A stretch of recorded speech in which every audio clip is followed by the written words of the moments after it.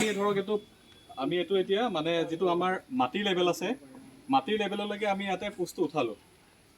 তো মাটিৰ লেভেললৈকে পোষ্টটো উঠাৰ পিছত ইয়াতে আপোনালোকক মই আৰু এটা কথা কৈছিলোঁ যে ছাইডত হওক বা কালি হওক যে চবফালে আমাৰ কভাৰিংটো প্ৰপাৰ থাকিব লাগিব। ইয়াত বস্তুটো মেইনটেইন কৰা আছে।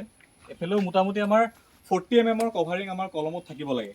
ইয়াত 40 mm কভাৰিং আছে, হয়তো কোনোবা ফালে আধা ইঞ্চি বেছি আছে, কিন্তু একো ইছ্যু নাই। ধুনীয়াকৈ 40 mm কভাৰিং মেইনটেইন কৰা আছে। এই বস্তুটো চাব, কিছুমানৰ হয়তো ইয়াত থাকে, কিছুমানৰ ৰডত লাগি থাকে।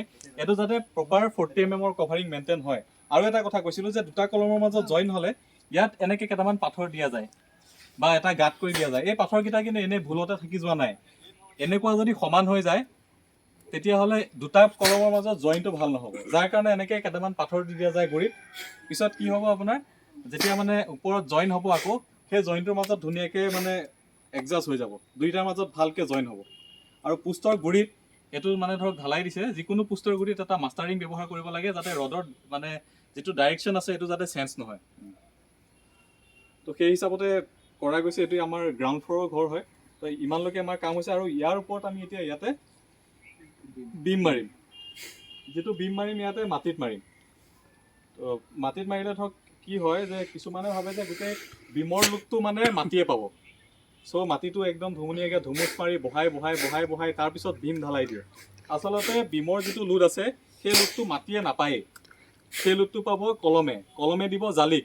গতিকে বিল্ডিঙৰ গোটেই হাৰ্টটো বুলি যদি ক'ব যায় তেতিয়াহ'লে সেই বস্তুটো হৈছে বিল্ডিঙৰ মানে ফুটিংটো, বিল্ডিঙৰ জালিখন। তলৰ কামখিনি যদি ভাল নহয় তেন্তেহ'লে বিল্ডিংটো যিমানেই ওপৰত ধুনীয়া নহয় কেতিয়াও ভাল নহ'ব। গতিকে তলৰ কামটো ধুনীয়াকৈ সদায় চাই চিতি তাৰপিছত ধুনীয়াকৈ কৰিব লাগে। আৰু ইয়াত যেনেকৈ মাটিৰ দম গোট খাই আছে, ঢালাই দিলে যাতে মাটিৰ চপৰা গৈ পেলাই যাতে তলত পৰি নাযায় সেই বস্তুবিলাকো ধুনীয়াকৈ মানে চাই চিতি কাম কৰিব লাগে। আৰু ইয়াত আমি যিটো ইয়াতে বিম দিম, ইয়াৰ লোডটো কি হ'ব মাটিয়ে কেতিয়াও নাপায়। ই আহি পেলাই পোষ্টক দিব, পোষ্টে নি পেলাই মানে কলমক দিব, কলমে নি জালিক দিব। আৰু ইয়াত কিছুমানে কি কৰে মানে ইটা পাৰি দিয়ে, মানে ইটা পাৰি পেলাই তাৰ ওপৰত ঢালাই দিয়ে। তো মই কওঁ ইয়াত ইটা পাৰি পেলাই ঢালাই দিয়াটোতকৈ বেষ্ট হয় আমাৰ যিটো পলিথিন আছে, যিটো ত্ৰিপাল আছে, তলত যিটো আমাৰ মাটি আছে ধৰক তাৰ পৰা ইয়ালৈ আমি ধৰক বিম ঢালাই দিম। তো এই বিমটো আমি ধুনীয়াকৈ ধুমুচ মাৰি জেগাটো লেবেল কৰিলোঁ, লেবেল কৰিলে অলপ বালি পেলাই ধুনীয়াকৈ পূৰা স্মুথ কৰি দিলোঁ জেগাটো, যোনখিনি জেগাত ঢালাই হ'ব। আৰু সেই জেগাটোত আমি ধৰক 2 ফুট মানকৈ আমাৰ যিটো পলিথিন আছে, ত্ৰিপাল আছে বা পানী কাপোৰ বুলি যি কওঁ আমি, সেই বস্তুটো পাৰি দিলোঁ। পাৰি পেলাই বিম বান্ধিলোঁ, বিম বান্ধাৰ পিছত পলিথিনটো পাৰি দিলোঁ। পাতাৰ পিছত আমি চাটাৰিংটো লগালোঁ। চাটাৰিংটো লগাই যিটো ত্ৰিপাল ইফালে সিফালে বাঢ়ি থাকিব সেইটো ওপৰলৈ দাঙি পেলাই গজাল মাৰি ফিটিং কৰি দিলোঁ। তেতিয়া কি হ'ব, এক টোপ পানীও ইফালে সিফালে আৰু ওলাই নাযায়। মানে বিমত যিমানখিনি পানী থাকিব লাগিছিল বা কংক্ৰিটত যিমানখিনি পানী থাকিব লাগিছিল সেই পানীখিনি কলমত হওক বা বিমত প্ৰপাৰ থাকি যাব। তেতিয়া কি হ'ব, বিল্ডিঙৰ মানে ষ্ট্ৰাকচাৰটো মজবুত হ'ব। এনে যদি আপোনালোকে ইটা দি দিয়ে, সকলোৱে জানে ইটাটোৱে সদায় পানীটো এবজৰ্ব কৰি থাকে, ইটাটোৱে সদায় পানী টানি থাকে। এতিয়া যদি আমি ঢালাইটো মানে ইটা গাঁথনি কৰি মানে ইটা পাৰি পেলাই যদি ঢালাই দিওঁ তাতে, তো মছলাটো ঢালাৰ লগতে তলফালৰ পৰা যিখিনি ইটাই পানী মানে শুহিব লগা আছিল পানীখিনি মছলাৰ পৰা শুহি ল'ব। ফলত 2 ইঞ্চি 3 ইঞ্চি জেগাত ইটাৰ তলফালে মানে মছলাটোৰ ওপৰত পানী নাথাকিব। আৰু এই মাটিয়ে কি কৰিব, যেতিয়া মাটিটো ভিজিব ইটাটোক পানী দিব, মানে ইটাটোৱে মাটিৰ পৰা পানী টানিব। আৰু যেতিয়া ভুৰভুৰীয়া হৈ থাকিব বিমৰ মছলাটো, তেতিয়া কি হ'ব, ধৰক আমাৰ ইমানখিনি কভাৰিং আছিলে, এইখিনি ধৰক আমাৰ ইটা, তো ইয়াৰ পৰা এই মছলাখিনি যেতিয়া পানীটো টানি ল'ব এইখিনি ভুৰভুৰীয়া হৈ থাকিব বস্তুটো। তো ইয়াৰ পৰা ভুৰভুৰীয়া হোৱাৰ কাৰণে ইয়াৰ পৰা মছলাটোৱে পানীটো এইটোৱেও মছলাটো টানিব। তো যাৰ কাৰণে ইয়াত যিটো আমাৰ ৰেইনফৰ্চমেণ্ট বা যিটো আমাৰ বাৰ আছে বা যিটো ৰড আছে, ৰডত মামৰ লাগিব। আৰু ৰডত মামৰ লাগিলে জালে বিল্ডিঙৰ কাৰণে কেঞ্চাৰ। তো এইটো লাহে লাহে চব ভাঙি চিঙি এৰাই যাব, বিল্ডিঙৰ কোনো মানে লাইফটো তেনেকুৱাকৈ নাবাচিব। তো কভাৰিঙো সেইটো কাৰণেই দিয়া যায়, মানে কংক্ৰিটৰ আমাৰ যিটো কভাৰিং দিয়া যায় যাতে পানীয়ে নষ্ট নকৰে বা ৰ'দ বৰষুণত যাতে ৰডবোৰ ডেমেজ নহয় বা ৰ'দৰ গৰমত যাতে মানে ৰডডাল হিট হৈ পেলাই যাতে খুব সোনকালে এইটো এৰি নাযায়, সেইবিলাক বহুত কাৰণ আছে। তো সেইবিলাক কাৰণতে কভাৰিংবিলাক দিয়া যায়। আৰু এইটো কথা মনত ৰাখিব যে ব্ৰিক পাৰি পেলাই কেতিয়াও বিম ঢালাই দিব নালাগে।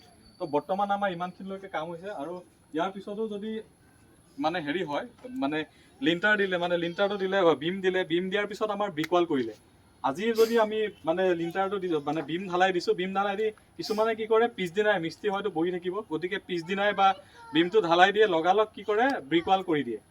তো লগে লগে ব্ৰিকৱাল কৰিব নালাগে, অলপ সময় দিব লাগে, কাৰণ বস্তুটো ছেটিং হ'ব লাগে মছলাটো। যদি ছেটিং নহয় তেতিয়াহ'লে কি হ'ব, ব্ৰিকৱালৰ লোড যদি আপোনাৰ ইয়াত পৰে, বিমটোত পৰে, বিমটো লগালগ ক্ৰেক আহিব, যিটো ক্ৰেক কেতিয়াও ভাল নহয়। গতিকে 2 দিন ৰখি তাৰ পিছতহে মানে ব্ৰিক ৱালৰ কাম ষ্টাৰ্ট কৰিব লাগে। তাৰ আগত ব্ৰিক ৱালৰ কাম ষ্টাৰ্ট কৰিব নালাগে। আৰু ব্ৰিক ৱাল দিয়াৰ পিছত আমি কি কৰিম? ব্ৰিক ৱালৰ পিছত কি হ'ব? ডিপিচিটো কিহৰ কাৰণে দিয়া যায়?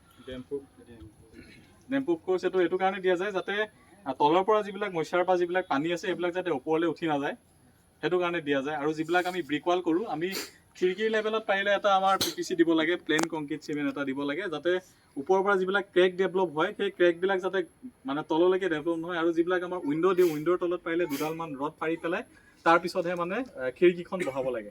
যদি কাঠৰ বা কিবা হেভি মানে আপোনালোকে ফ্ৰেম যদি ফিটিং কৰে। তো ইয়াতে ইমানখিনিয়ে কাম হৈছে। ইয়াত কাৰোবাৰ কিবা বুজিবলগীয়া আছে নেকি আৰু?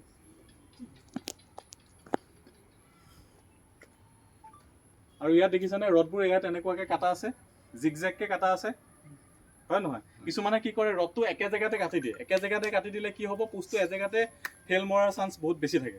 সেইটো কাৰণে ইয়াতে জিগজেগকৈ কাটা আছে যাতে পোষ্টটো মানে ভাঙি গ'লেও মানে ভাঙি কেতিয়াও নাযায়, যাতে এটা ছাইডতে থাকিলে এটা জেগাতে যদি কাটি দিয়ে এজেগাত ভাঙি যাব, কিন্তু এনেকৈ দিলে কেতিয়াও ভাঙি যোৱাৰ চান্স নাথাকে। আৰু ইয়াত আপোনাৰ যিবিলাক ষ্টিৰাপছ লগোৱা হৈছে 135 ডিগ্ৰী বেণ্ড কৰি পেলাই 8 mm ৰিং লগোৱা গৈছে। আমাৰ RCC বিল্ডিঙত আছাম টাইপত আপোনালোকে 6 mm ৰড ইউজ কৰিব পাৰে বা ষ্টিৰাপছ ইউজ কৰিব পাৰে, কিন্তু RCC বিল্ডিঙত এনেকৈ নোৱাৰে।